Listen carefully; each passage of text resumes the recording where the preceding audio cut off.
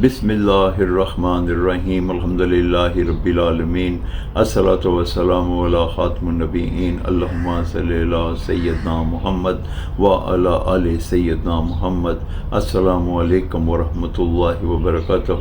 میری آج کی حدیث جامع ترمذی 496 نمبر۔ اس حدیث مبارکہ میں امام المرسلین خاتم النبیین حضرت محمد صلی اللہ علیہ وآلہ وسلم نے ہمیں ہر قدم چلنے کے بدلے 1 سال کے روزے اور 1 سال کی راتوں کے قیام کا اجر حاصل کرنے کا طریقہ بتا دیا۔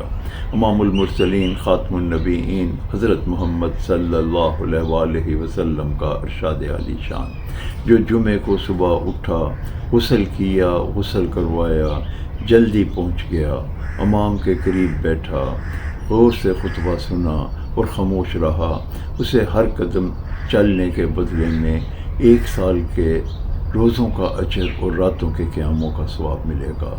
السلام علیکم ورحمۃ اللہ وبرکاتہ۔